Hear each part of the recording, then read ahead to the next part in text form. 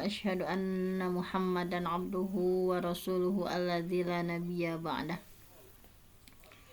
Para bapak dan ibu yang dirahmati Allah, alhamdulillah di kesempatan subuh yang penuh berkah ini kita masih diberikan berbagai nikmat oleh Allah, nikmat iman, nikmat Islam, nikmat sehat, nikmatnya hidayah, nikmatnya berada dalam ketaatan kepada Allah Subhanahu wa taala. Mudah-mudahan kita semua semakin hari ya semakin mendekatkan diri kepada Allah Subhanahu wa taala, semakin hari semakin bertambah ketaatan kita kepada Allah Subhanahu wa taala dengan melakukan berbagai ikhtiar dalam kehidupan kita melalui berbagai kajian. Mudah-mudahan manis dada ilman, barang siapa yang bertambah ilmu ya, jangan sampai walam yazdad hudan, tetapi bertambah ilmu itu tidak bertambah kepadanya hidayah. Lam yazdad illa bu'dan, tidak akan bertambah kepadanya kecuali hanya akan semakin jauh dengan Allah. Mudah-mudahan dengan kita melakukan berbagai kajian di setiap harinya, tujuannya adalah untuk lebih mendekatkan diri kepada Allah, untuk lebih meningkatkan ya berbagai ketaatan kita kepada Allah, sehingga ketika ajal menjemput kita semua dalam kondisi yang benar-benar sudah memasrahkan diri kepada Allah Subhanahu wa taala dengan memberikan yang terbaik untuk Allah, amal solih yang mudah-mudahan dengan pemahaman keagamaan kita semakin hari semakin bagus ya. Mayuridillah bi khairan yufaqihu fiddin, barang siapa yang Allah berkehendak memberikan kebaikan kepada seseorang, yufaqihu fiddin, pasti Allah pahamkan orang itu terhadap agama. Nah, mudah-mudahan ikhtiar kita untuk mengkaji setiap hari ya, baik Quran ataupun hadis, untuk tadi ya mendapatkan khair dalam pandangan Allah. Nah, untuk itu, untuk kali ini seharusnya kita Riyadhus Shalihin ya hari ini, tapi kita selang-seling saja dengan kajian dari buku-buku ya. Dan untuk hari ini kita akan sama-sama membahas 15 prinsip mencari rezeki. Baiklah, saya akan share screen terlebih dahulu. Nah, ini sudah bisa kita lihat ya, ada 15 prinsip mencari rezeki.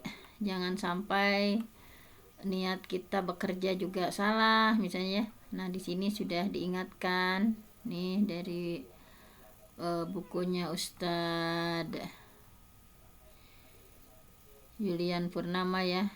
Di sini ada 15 prinsip mencari rezeki, bahwa prinsip yang pertama adalah jangan tawakal atau jangan menyandarkan kepada sebab ya. Nah, jadi prinsip yang paling utama dalam masalah rezeki, bahwa kita harus meyakini, harus menyadari bahwa Allah satu-satunya yang memberikan rezeki ya, bukan yang lain.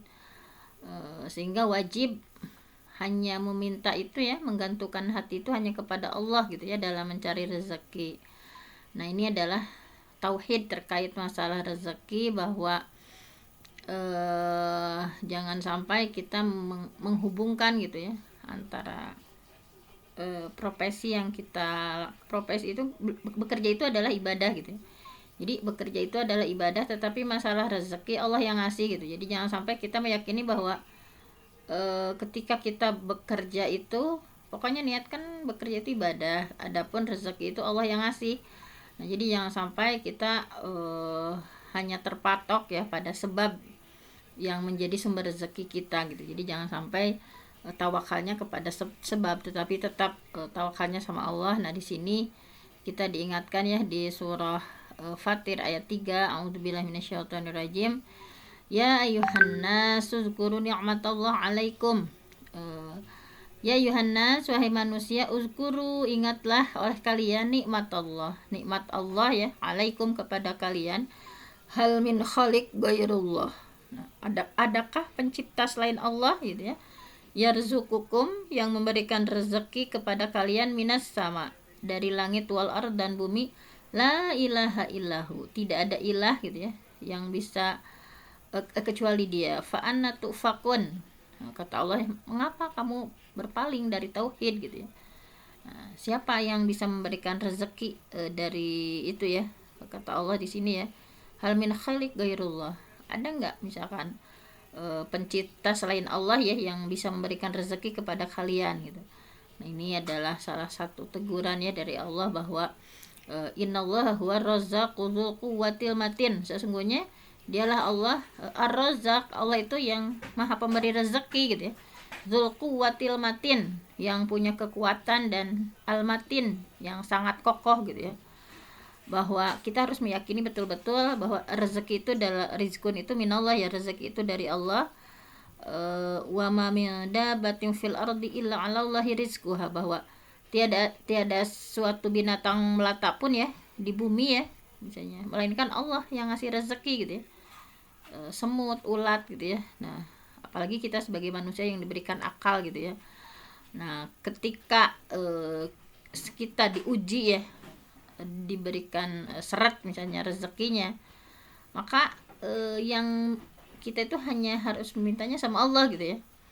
Bahwa di setiap sholat misalnya kita membaca salah satu ayat ya, iyyaka na'budu wa iyyaka nasta'in, bahwa hanya kepada kami gitu ya. Iyyaka na'budu, hanya kepadamu ya, na'budu, kami menyembah, wa iyyaka nasta'in, dan hanya kepadamu nasta'in, kami minta pertolongan. Kan biasanya ada yang supaya dagangan laris misalnya, datang dulu ke dukun misalnya, ada supaya apa-apa. Nah, padahal iyyaka na'budu wa iyyaka nasta'in, kita sudah berjanji ya sama Allah bahwa hanya kepadamu ya Allah kami beribadah, dan hanya kepadamu kami meminta pertolongan. Nah, di sini bahwa meminta rezeki dan pertolongan kepada selain Allah itu adalah salah satu bentuk kemusyrikan ya. Meminta rezeki atau pertolongan apapun kepada selain Allah itu adalah salah satu bentuk kemusyrikan. Di surah Yunus kita diingatkan ya bahwa wala tad'u min dunillah, jangan kalian berdoa kepada min dunillah ya, selain Allah, ma la yanfa'uka wa la yadurruka gitu. Sesuatu yang tidak bisa memberikan manfaat dan tidak bisa memberikan madarat. Fa in fa'alta fa innaka idzam minadh zalimin. Jika kamu melakukannya, maka sesungguhnya kamu termasuk orang yang zalim. Jadi di prinsip yang pertama itu bahwa hanya kepada Allah ya kita menggantung harapan gitu ya dalam masalah rezeki kita. Nah, adapun misalnya pekerjaan kita ya, profesi kita, kalau yang punya perusahaan atau gaji atau usaha kita, order kita, pelanggan kita, nah itu adalah semua hanya sebab-sebab rezeki. Jadi yang bisa hilang dan bisa berganti gitu ya. Jadi tidak boleh menggantungkan hati kita kepada sebab misalnya. Wah, sangat menuhankan sebab misalnya. Nah, jadi tetapi tetap gantungkan hati kita hanya kepada Allah. Kan bisa saja misalkan pekerjaan kita di PHK atau dipecat, tetapi sesungguhnya itu hanyalah sebab gitu ya. Tetap Allah yang ngasih rezeki. Bisa jadi Allah sudah menyiapkan yang lebih baik dari itu misalnya. Nah, tetapi terkadang kita menggantungkan atau ya misalnya gaji yang kayak sekian-sekian sudah ngitung sendiri misalnya, padahal bagi Allah itu mudah gitu ya, untuk melapangkan, untuk menyempitkan itu mudah gitu, walaupun dengan gaji yang kecil, tetapi ketika Allah kasih berkah gitu ya, nah itu bisa jadi segala hal itu tercukupi. Tetapi bisa jadi gaji kita besar, tetapi kalau tidak ada keberkahan di dalamnya, bisa jadi Allah itu menyempitkan gitu ya berbagai halnya misalnya. Jadi wa 'alallah fatawakkalu in kuntum mu'minin. Jadi hanya kepada Allah ya bertawakallah kalian jika kalian benar-benar orang yang mukmin. Nah, di sini diantaranya di surah Yunus juga dikuatkan ya bahwa waqala Musa, berkata Nabi Musa, ya qaumi, wahai kaumku, in kuntum amantum billah, jika kalian beriman kepada Allah, fa'alaihi tawakkalu in kuntum muslimin, maka bertakwalah kepadanya saja gitu ya, kepada Allah saja jika kamu benar-benar orang yang berserah diri. Adapun tawakal di sini kita pahami ya, diantaranya salah satu pendapat dari Ibnu Rajab Al-Hambali menyampaikan bahwa at-tawakkal 'ala Allah, bahwa tawakal kepada Allah itu adalah min a'dhamil asbabil lati tatlubu bihal hawaij. Bahwa ketika kita bertawakal kepada Allah adalah sebab terbesar tercapainya hajat-hajat kita, kebutuhan kita gitu ya. Fa innallaha yakfi, karena sesungguhnya Allah mencukupkan, min tawakkal man tawakkal alaih, bahwa Allah itu mencukupkan man kepada orang tawakkal alaih, orang yang bertawakal kepada Allah. Jadi kita pasrahkan semuanya kepada Allah gitu ya, sehingga dengan walaupun misalnya gaji kita kecil tapi karena kita bertawakal sama Allah gitu ya, sehingga kita dimampukan oleh Allah gitu ya untuk melakukan berbagai hal, mampu untuk bersedekah, mampu untuk melakukan umroh misalnya, bahkan Allah mampukan untuk berhaji misalnya, dengan gaji kita yang seperti itu tetapi Allah mampukan gitu ya. Jadi nah tadi seperti bisa jadi gajinya besar tetapi karena hanya bertawakal pada sebab misalnya, merasa seperti itu, nah sehingga tidak tawakal kepada Allah, sehingga Allah sulitkan gitu ya untuk melakukan hajat-hajat itu atau kebutuhan-kebutuhan itu misalnya. Tetapi ketika kita betul-betul bertawakal kepada Allah, nah ini adalah menjadi sebab terbesar ya tercapainya hajat atau kebutuhan-kebutuhan kita, sehingga kita dengan berbagai kebutuhan yang kita punya ya, ketika kita betul-betul menyerahkan kepada Allah, maka insya Allah Allah cukupkan. Nah, di sini Ibnu Taimiyah juga menyampaikan bahwa ketika kita al-iltifat ilal asbab ya, bergantung kepada sebab, itu adalah syirkun fit tauhid, itu adalah salah satu bentuk kesyirikan ya.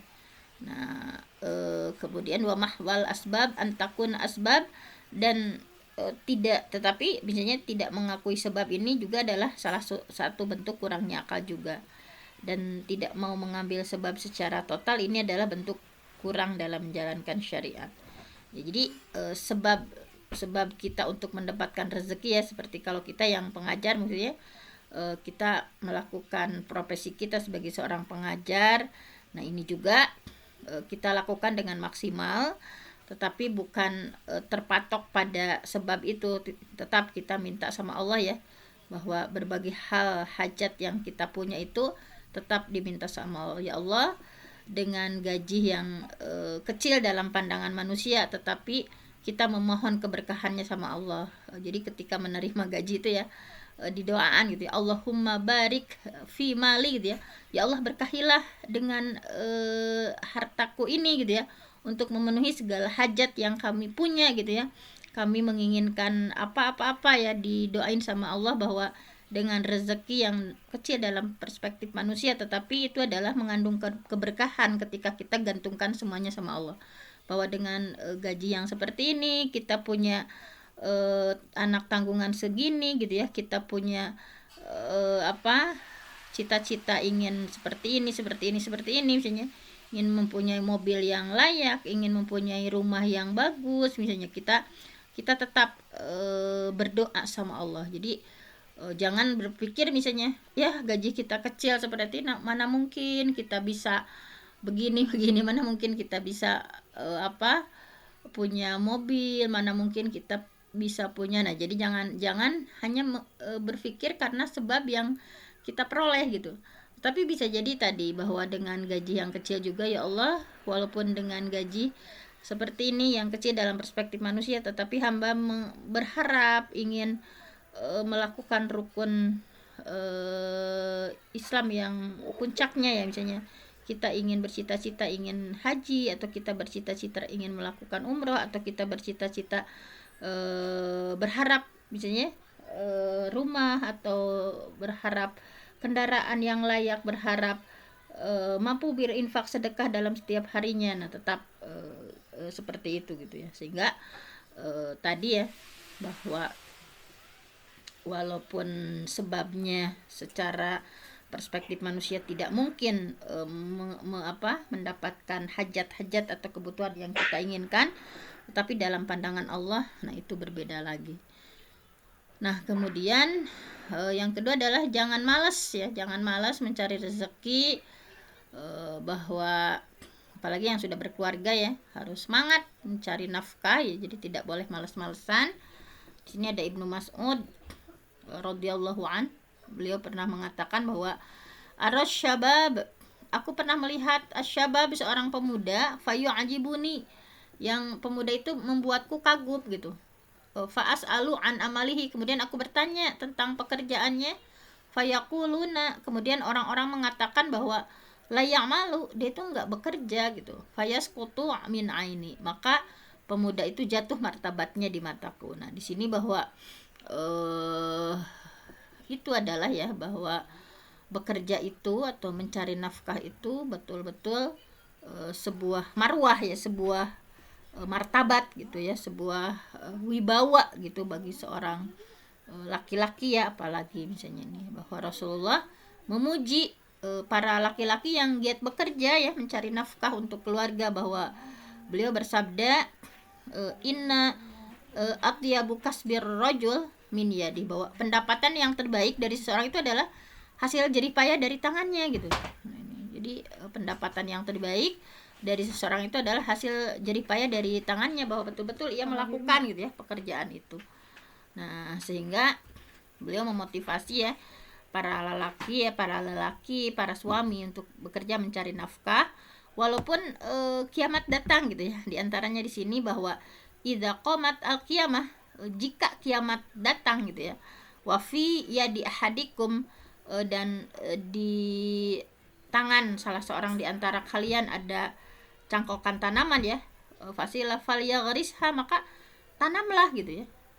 Nah, ini walaupun jadi aktivitas bekerja mencari nafkah itu adalah betul-betul aktivitas yang berpahala, misalnya bahwa para laki-laki yang sedang bekerja dengan lelahnya, dengan capeknya, itu adalah yang luar biasa pahalanya gitu ya. Sehingga di sini seandainya kiamat terjadi dan ini hendaklah seseorang tetap menambah pahalanya gitu ya, walaupun hanya dengan sekedar menanam pohon. Nah, ini ya misalnya. Jadi jangan sampai malas mencari nafkah ya, sehingga keluarganya terlantar atau tidak terpenuhi ya misalnya ekonominya. Nah, karena dengan malas itu ya dianggap menjadi seorang pendosa ya. Dalam hadisnya sangat jelas Rasulullah mengingatkan bahwa kafa bil mar'i itsman, cukup seseorang dikatakan sebagai seorang pendosa, ayyudayya mayyaul, ketika ia menelantarkan orang-orang yang menjadi tanggungannya. Jadi di sini dari bahwa kafabil mar'i itsman, bahwa cukup seseorang itu dikatakan sebagai seorang pendosa ketika ayyudayya amayyaul, dia menelantarkan orang-orang yang menjadi tanggungannya. Jadi harus hati-hati ya. Nah, kemudian yang ketiga adalah ambil sebab walaupun kecil. Nah, jadi tetap gitu ya, walaupun hanya pekerjaan kita misalnya rendah dalam perspektif manusia, tetapi sebetulnya tidak ada profesi yang rendah, semuanya itu mulia ya di mata Allah. Yang terpenting tadi bahwa dengan tangan kita sendiri misalnya kita mencari rezeki itu misalnya.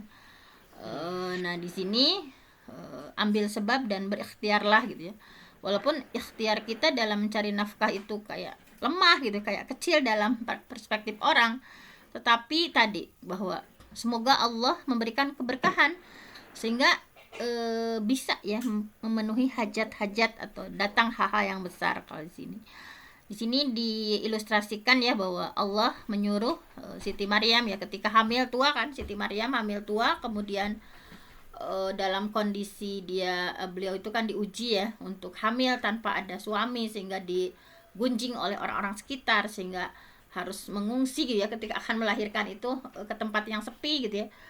Sehingga Allah memerintahkan Siti Maryam untuk mengambil sebab walaupun sebab itu lemah. Misalnya di sini bisa dilihat bahwa agar Allah mudahkan ya setelah itu untuk mendapatkan keberkahan rezeki yang melimpah. Kemudian Allah berfirman, wahuzzi ilaiki bizid'in nakhlah, dan tendanglah olehmu. Nah, itu jadi ada ikhtiar, walaupun ikhtiar itu selemah apapun gitu ya, yang penting ada ikhtiarnya gitu. Wahuzzi, dan tendanglah ilaiki ya, olehmu, bizid nakhlah, pohon kurma itu, tusaqit alaika rotoban janiya, bahwa sehingga jatuh kurma yang masak gitu ya. Jadi di sini bahwa ketika Allah menyuruh Siti Maryam untuk menendang pohon kurma ya, jadi menendang pohon kurma bagi seorang wanita yang hamil, apalagi hamil tua saat itu ya, itu adalah sesuatu yang sulit gitu, dan hampir tidak mungkin membuat kurmanya jatuh karena tenaganya juga sedikit ya. Tetapi Allah tetap memerintahkan beliau supaya melakukan sababiah datangnya rezeki gitu ya. Walaupun hanya dengan apa gitu ya, pekerjaan yang kayak ketika orang-orang lihat itu kayak sepele gitu ya, tetapi ikhtiar itu harus kita maksimalkan. Nah, jadi maka bersemangatlah walaupun pekerjaan kita sederhana, misalnya gaji kita kecil misalnya, atau pendapatannya sedikit, pokoknya lanjutkan dengan semangat jika itu yang bisa kita lakukan. Bahwa Rasulullah di sini ya memberikan semangat bahwa li ayyaghdua ahadukum, bahwa jika salah seorang di antara kalian pergi ya di pagi hari gitu ya, fayah toba ala zohrihi, kemudian mencari kayu bakar ya yang dipanggul di punggungnya, fayatasaddaqu bihi, kemudian udah tadi ya, udah fayah toba ala zohrihi, kemudian tadi sudah dipanggul di punggungnya, kemudian dijual, fayatasaddaqu bihi, kemudian ia bersedekah ya, bersedekah di sana itu memberikan misalnya dengan hasilnya tadi, wa yastaghna bihi minan nas, dan merasa cukup dari apa yang ada di tangan orang lain, khairun, itu adalah lebih baik, lahu baginya, min daripada ayas ala rajulan, seorang yang meminta-minta ya, aqtahu au ma'na'ahu zalik, seorang yang meminta-minta kepada orang lain, baik mereka memberi ataupun tidak, fa innal yadal ulya, karena sesungguhnya tangan di atas itu afdal min yadis sufla, bahwa tangan di atas itu lebih baik daripada tangan di bawah.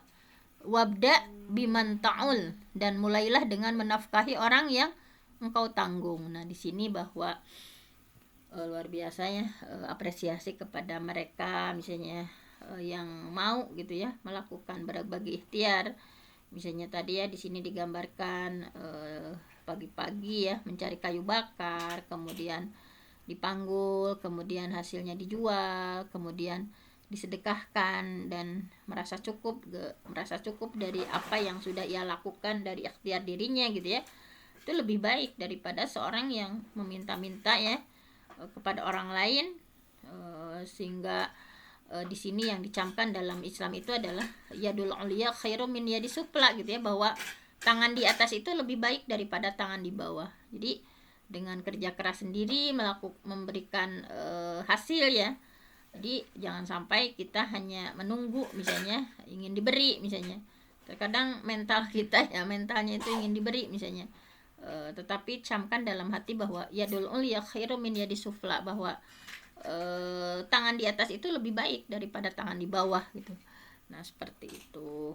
Kemudian prinsip yang keempat adalah jangan khawatirkan rezeki esok hari. Nah, di sini ya bahwa jadi rezeki itu pasti ada dan sudah Allah jamin bahwa kita pasti akan mendapatkannya gitu ya. Tinggal yang kita harus lakukan itu bahwa tadi kita berusaha dengan cara yang ma'ruf, dengan cara yang baik ya untuk menjemput rezeki itu misalnya. Nah, di sini hadis dari Jabir bin Abdullah radhiyallahu an, bahwa Rasulullah shallallahu alaihi wasallam bersabda. Nah, di sini bahwa ayyuhan nas, wahai manusia, ittaqullah, bertakwalah kepada Allah, wa ajmilu fit talab, dan gunakan gitu ya, ajmil secara bagus gitu ya, dan perbaguslah atau gunakanlah secara bagus fit talab, dalam mencari rezeki. Jadi wahai manusia, bertakwalah kepada Allah. Yang pertama tawakal kepada Allah, kemudian wa ajmilu fit talab, gunakanlah cara yang baik, cara yang indah dalam mencari rezeki, karena tidak ada jiwa yang mati kecuali sudah terpenuhi jatah rezekinya. Jadi fa inna nafsan lan tamut hatta tastawfiya rizqaha, bahwa tidak ada ya jiwa yang mati kecuali sudah terpenuhi jatah rezekinya memang sampai di sana gitu ya. Nah, walaupun terkadang rezeki itu lambat misalnya sampai kepada orang tersebut ya. Wa in abta'a anha fattaqullah wa ajmilu fit talab. Pokoknya tugas kita itu fa ajmilu, maka gunakan cara yang bagus gitu ya. Gunakan cara yang bagus fit talab dalam mencari rezeki. Khudhu, ambillah mahal ya, apa yang halal-halal, wada'u wada'au ya mahurima, dan tinggalkan apa yang haram-haram. Nah, di sini bahwa betul-betul ketika ikhtiar itu memang harus maksimal gitu ya. Jadi gunakan cara yang indah dalam mencari rezeki gitu ya. Nah, ini berkali-kali di sini ya, ajmilu fit talab, gunakan cara yang indah untuk mencari rezeki. Nah, jadi bahwa kita harus yakin bahwa rezeki itu adalah bagian dari takdir yang pasti akan sampai kepada hambanya gitu ya. Jadi yang sebetulnya sudah Allah tetapkan 50.000 tahun sebelum langit dan bumi diciptakan, rezeki seseorang itu bahwa dia akan seperti ini sudah Allah tetapkan gitu ya. Nah, bahwa itu adalah takdir dari Allah. Nah, ketika seseorang sudah meninggal berarti rezekinya itu memang sudah selesai gitu ya. Sudah yastaufia, tadi sudah terpenuhi. Nah, di sini dari Abdullah bin Amr bin As radhiyallahu an, Rasulullah SAW sudah berkali-kali ya di sini bahwa kataballah, Allah sudah menuliskan maqadir, Allah sudah menuliskan takdir ya, al khalaik, takdir dari seluruh makhluk, qabla ayyakhluqas samawat wal ard, sebelum Allah menciptakan langit dan bumi, bi khamsina alfasanah, dengan 50.000 tahun ya sebelum diciptakan langit dan bumi itu Allah sudah mencatat takdir gitu ya. Bahwa wa arsyuhu alal ma, dan ketika itu arasy Allah ada di atas air. Jadi bahwa takdir Allah ya masalah rezeki itu adalah pasti akan datang ya, baik dicari dengan cara halal. Ini ya harus kita camkan bahwa rezeki itu pasti akan datang baik dicari dengan cara halal maupun dengan cara haram. Jadi mencari rezeki dengan cara haram tidak akan menambah jatah rezeki yang sudah Allah tetapkan gitu. Ngapain gitu ya sampai sampai korupsi atau apa, ingin menambah pundi-pundi gitu ya. Di sini kata Allah bahwa mencari rezeki dengan cara haram itu tidak akan menambah jatah rezeki yang sudah Allah tetapkan. Memang rezeki orang itu seperti itu gitu ya. Ngapain gitu mencari itu ya dengan cara-cara yang tidak benar, misalnya dengan cara nyogok, dengan cara nyuap, dengan cara apapun ya, pokoknya ingin sebanyak-banyaknya mendapatkan harta padahal jatah rezeki itu sudah Allah tetapkan gitu. Jadi sebaliknya, bahwa mencari rezeki dengan cara halal, nah ini tidak akan mengurangi jatah rezeki yang sudah Allah tetapkan. Jadi kita kalem saja gitu ya, dengan cara-cara yang bagus, fa ajmilu ya Allah tolab, maka perbagus dalam mencari rezeki kita itu gitu ya.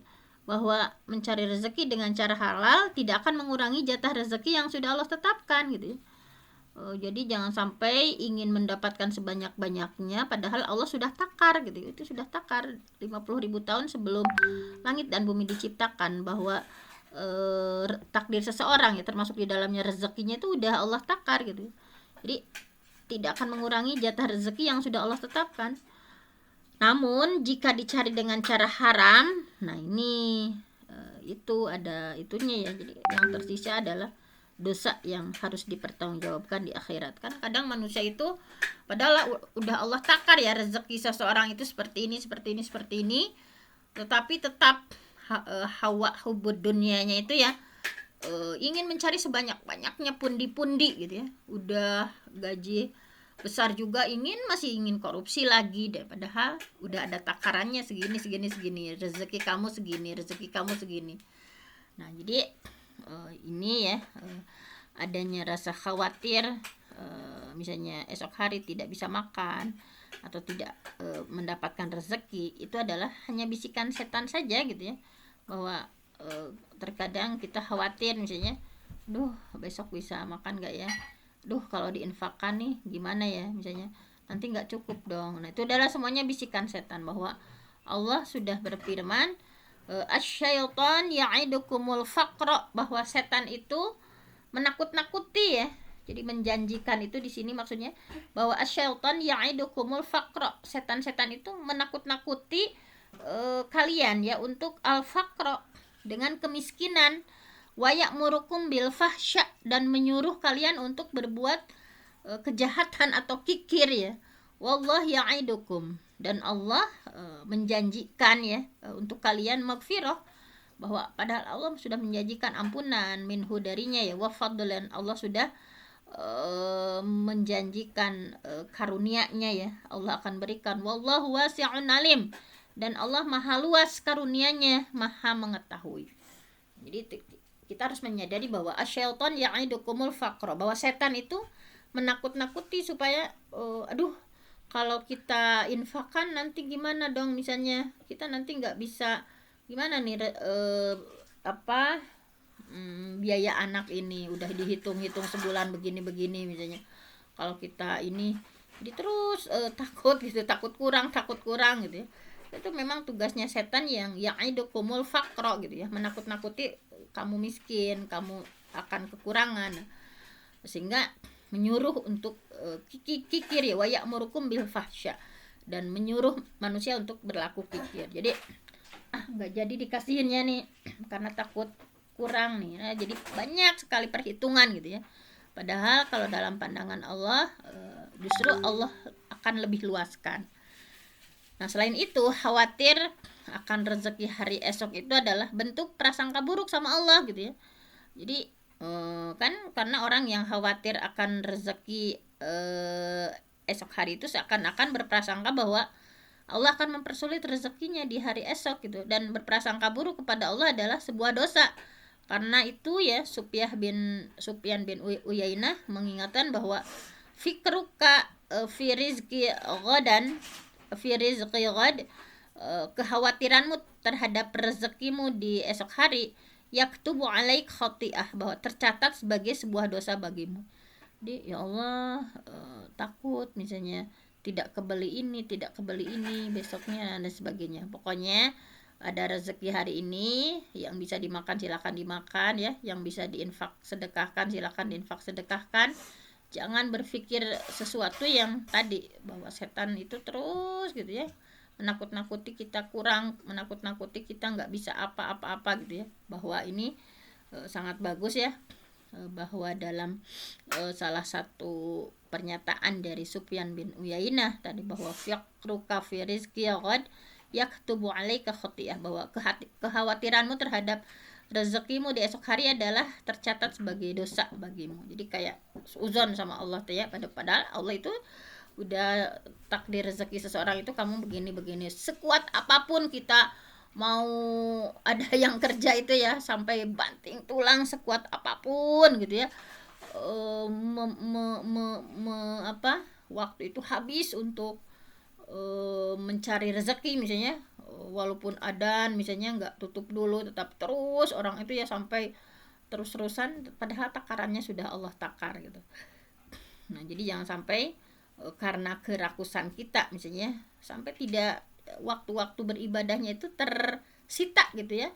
Jadi sholat kayak dagang misalnya, takut tidak ada pembeli misalnya ketika tutup dulu, sehingga sholat itu nggak tumaninah gitu ya. Kan idealnya ya misalnya waktu untuk sholatnya, kemudian waktu qoblanya, ba'diyahnya, kemudian tilawahnya gitu ya, ada diwaktukan khusus gitu ya. Tapi karena saking takutnya pelanggan nggak beli misalnya sampai segitunya gitu ya, sholat kurang khusyuk misalnya, dan melakukan hal-hal yang padahal Allah sudah takar gitu, bahwa kamu rezeki hari ini akan mendapatkan segini, kamu segini. Nah itu udah Allah takar semuanya. Nah kemudian prinsip yang kelima adalah jangan mencari rezeki dengan cara yang haram. Nah tadi ya, bahwa mencari rezeki itu tidak boleh dengan cara yang haram, baik haram di zatnya maupun haram dengan cara mendapatkannya. Nah, di sini kita sudah diingatkan di Al-Baqarah ayat 41 bahwa auzubillahi minasyaitonirrajim wala tashtaru bi ayati tsaman qalila. Jangan kamu menukarkan ayat-ayatku dengan harga yang rendah. Nah, maksudnya ini adalah Jangan melakukan pelanggaran terhadap agama demi mendapatkan keuntungan dunia, ya. Jadi tadi sampai agama tidak diindahkan ya, supaya untuk mendapatkan keuntungan dunia yang begitu menggiurkan gitu ya, sampai nggak tahu halal haram, yang terpenting mah ada keuntungan gitu ya. Mau tahu mendapatkannya seperti apa, yang terpenting ada keuntungannya. Di sini Ibnu Katsir menjelaskan bahwa maksudnya itu ya, jangan menukar keimanan ya di sini ya terhadap ayat-ayatku ya, dan keimanan kepada Rasulku dengan dunia dan syahwatnya, karena dunia itu hal yang sangat remeh, hal yang sangat kecil gitu ya, bahwa fa innaha qalilah, bahwa dunia itu adalah remeh, dunia itu kecil gitu. Jangan sampai menukar keimanan ya terhadap ayat-ayatku kata Allah dan keimanan kepada Rasulku dengan dunia dan syahwatnya, karena dunia itu adalah remeh. Nah di sini bahwa harus halalan thayyiba. Ya ayuhan nas kulu mimma fil ardi halalan thayyiba wa la tattabi'u khutuwatis syaitan innahu lakum aduwwum mubin. Wahai manusia, makanlah yang halal-halal saja gitu ya, dari apa yang terdapat di bumi ini gitu ya. Ngapain kamu teh pengen itu teh sampai ke melakukan berbagai hal gitu ya yang haram gitu ya, tetapi makan yang halal-halal saja gitu ya, sampai korupsi, sampai nyogok ke orang demi untuk mendapatkan apa misalnya, sampai hal-hal yang tidak ma'ruf itu dilakukan itu demi mendapatkan rezeki gitu. Tapi makanlah dengan makanan yang halal. Jangan kamu mengikuti langkah-langkah setan, karena setan itu adalah harus adu mubin, sampai hari kiamat pun setan itu adalah musuh yang nyata bagi kita. Bahwa Rasulullah bersabda ya, sesungguhnya daging badan yang tumbuh berkembang dari sesuatu yang haram maka akan berhak dibakar dalam api neraka. Bahwa innahu, sesungguhnya dia ya, la yarbu lahmun nabata min suhtin illa kanat annar aula bihi, bahwa badan yang tumbuh berkembang darinya sesuatu yang haram ya, maka akan berhak dibakar dalam api neraka. Nah ini ya, bahwa harta yang haram akan Allah hilangkan keberkahannya, sehingga walaupun harta itu banyak gitu ya, kayak berlimpah, namun akan hilang dan sedikit kebaikan yang bisa didapatkan darinya gitu ya. Kayak misalnya yang didapat itu banyak sekali gitu ya, dalam perspektif manusia, bahwa harta yang haram Allah akan hilangkan keberkahannya, walaupun harta itu terlihatnya banyak gitu ya, melimpah gitu, orang-orang lihatnya itu kayak dapat uangnya itu segitunya gitu ya, tapi Allah akan hilangkan keberkahannya ya, dan tadi sedikit kebaikan yang bisa didapatkan walaupun terlihatnya itu kayak berlimpah gitu dalam pandangan manusia. Nah bahwa misalnya ya, kemarin sudah kita bahas dengan riba misalnya ya, bahwa di sini yamhaqullah ar-riba wa yurabis shadaqat, bahwa Allah akan menghancurkan keberkahan harta riba ya, dan Allah mengembangkan keberkahan orang yang bersedekah. Misalnya kayak bisnis gitu ya, pinjam dari bank segini-segini sehingga perolehannya miliaran atau ratusan juta, nah kayak banyak gitu ya, tetapi selama dia berkaitan dengan riba misalnya, walaupun kayak banyak gitu ya, secara pandangan manusia hartanya berlimpah, tetapi kata Allah akan hilangkan keberkahannya, sehingga hanya sedikit kebaikan yang bisa didapatkan dari hal itu gitu, dari rezekinya itu gitu, dari hartanya itu. Tapi walaupun hanya kelihatannya sederhana sedikit, tetapi ketika Allah limpahkan keberkahan ya, sehingga semuanya dilancarkan, dalam mendidik anak dimudahkan, kemudian berbagai halnya ya mudah untuk dilakukan, semuanya diberikan kesehatan. Nah itu adalah keberkahan dari Allah Subhanahu wa Ta'ala. Kemudian ini masih ada 15 ya, mungkin satu lagi saja ya karena udah terlalu siang. Tinggalkan yang syubhat. Nah kalau tadi yang haram-haram tinggalkan, yang syubhat juga harus ditinggalkan gitu ya. Syubhat itu adalah yang belum jelas atau masih samar, kan syubhat itu apakah halal atau haram. Syubhat itu adalah kalau di Mu'jam al-Wasit ya, Mu'jamul Wasit disampaikan bahwa Asyubhatu ya, asyubhat dalam syar'i, dalam istilah syar'i itu adalah sesuatu yang masih samar ya, maltabasa, yang sesuatu yang masih samar, bahwa fala yudoro, tidak diketahui, halalun huwa, apakah itu halal, am haram ataupun haram gitu ya. Jadi syubhat itu dalam istilah syara'nya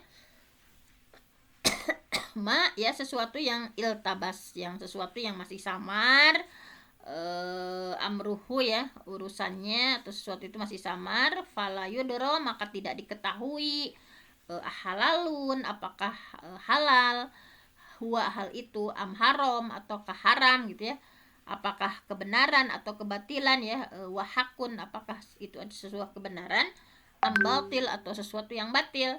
Nah, jadi kita ketika yang syubhat ya, jangan juga di apa, tinggalkan pokoknya sesuatu yang syubhat.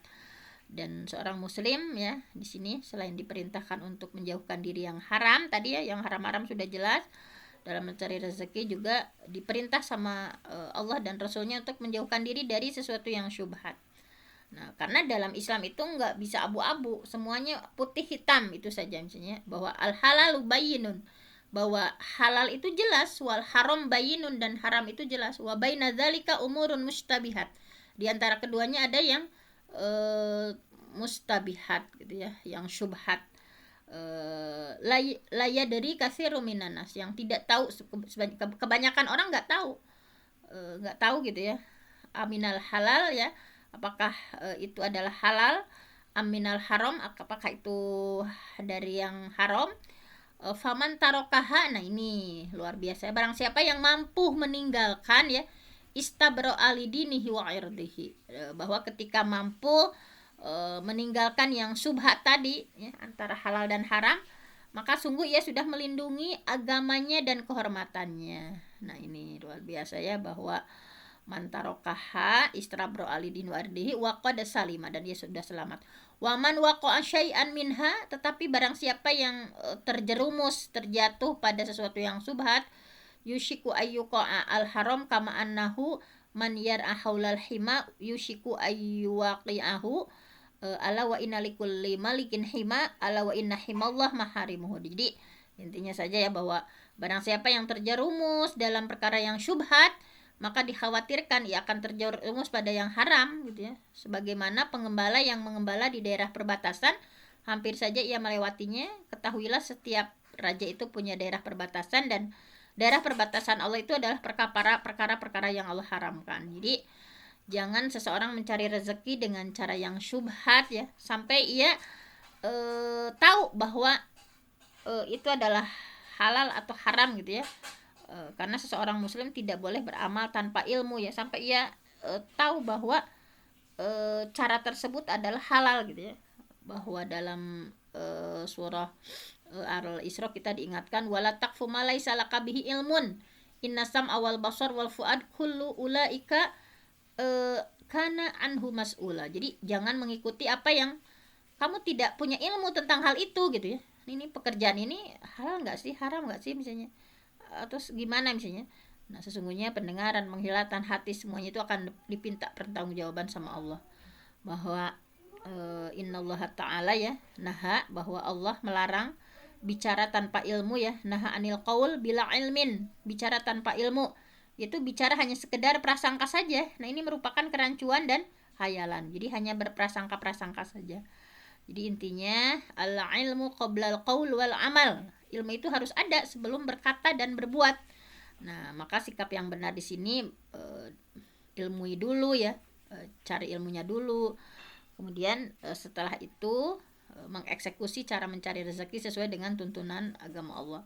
Bahwa sahabat Nabi ya, Umar bin Khattab radhiyallahu an, bahkan beliau menyampaikan bahwa la yabi', tidak boleh berjual beli ya, tidak, la yabi' fi suqina, tidak boleh berjual beli di pasar kami, illa, kecuali man qad tafaqqaha fid din, kecuali orang yang sudah paham fiqih dalam masalah jual beli gitu ya. Walaupun ini Hasan Gharib ya, dihasankan oleh Al Albani, tetapi ini derajatnya hasan, masih bisa amalkan. Jadi saking hati-hatinya gitu ya, saking hati-hatinya. Nah di sini Umar sampai-sampai saking ihtiyatnya bahwa la yabi' fi sukina, nggak boleh jual beli di pasar kami ila kecuali man qad tafaqaha fiddin, kecuali orang yang sudah fikih gitu, sudah paham dalam masalah jual beli gitu. Misalnya kan jual beli itu ada yang apakah ini ada unsur ribanya enggak misalnya. Itu harus benar-benar apik gitu ya, atau dalam Islam itu harus hati-hati betul-betul gitu. Ketika dia tidak paham ya dalam fikih jual beli misalnya, apakah ini termasuk kategorinya goror misalnya, ada unsur gorornya misalnya, ada unsur maisirnya, ada unsur apanya, itu harus betul-betul dipahami gitu ya. Nah seperti itu. Nah mungkin karena sudah terlalu siang ya, ada 15 prinsip, kita baru mempelajari 6 prinsip saja di pagi ini. Mudah-mudahan kita semua semakin hari semakin hati-hati lagi ya dalam melakukan hablum minallah maupun hablum minannas gitu ya, dalam bermuamalah, dalam masalah mencari rezeki ya, yang terkadang tadi ya kita diingatkan ini dalam buku ini subhanallah ya, bahwa semuanya harus kita tawakalkan kepada Allah, jangan melihat harta kita yang sedikit dalam perspektif manusia, tetapi carilah keberkahan di dalamnya, tetap syukuri gitu ya. Yang terpenting ikhtiar kita maksimal ya, melakukan profesi dengan sebaik-baiknya. Adapun masalah rezeki itu adalah datangnya dari Allah. Bisa jadi misalnya gaji kita walaupun sedikit, tetapi Allah cukupkan berbagai hal untuk kita ya, bisa memenuhi seluruh hajat yang kita butuhkan. Jadi kita jangan silau dengan rezeki orang lain yang terlihat berlimpah, tetapi misalnya tidak ada keberkahan di dalamnya, hanya sedikit yang bisa dimanfaatkan. Nah yang terpenting bismillah, kita ikhtiar semaksimal mungkin dan kita tawakalkan sama Allah ya, kita serahkan semuanya kepada Allah Subhanahu wa taala, dan jauhi hal-hal yang haram gitu ya. Jangan silau dengan sesuatu yang haram yang ya kayak menggiurkan. Lebih baik kita yang halal-halal saja ya, jauhi yang syubhat. Pokoknya walaupun sedikit tetapi halal, insya Allah akan mendapatkan keberkahan dari Allah Subhanahu wa taala. Saya mohon ampun sama Allah, yang benar datangnya dari Allah, yang salah dari saya sendiri. Aqulu qauli hadza wa astaghfirullah li wa lakum. Wassalamualaikum warahmatullahi wabarakatuh. Waalaikumsalam warahmatullahi wabarakatuh. Waalaikumsalam warahmatullahi wabarakatuh. Masya Allah, tabarakallah. Kita sudah dicas ya, dicas keimanan kita bahwa hanya kita dapat menyimpulkan dengan beberapa rangkaian kata, rizki sudah tertakar dan tak mungkin tertukar. Nah, terima kasih kepada Bunda Dokter dan seluruh partisipan pada pagi ini. Sebelum ditutup dengan doa, marilah kita berafirmasi pagi hari ini. Hayatuna kulluha ibadah. Setiap kedipan mata, langkah kaki, dan pergerakan yang kita lakukan pada hari ini semuanya bernilai ibadah. Syukurku selalu tertabur, rizkiku lancar, hatiku bahagia, saya sehat, saya kuat, dan saya semangat untuk menjemput rizki dan mengikuti alur skenario tentang hidup kita.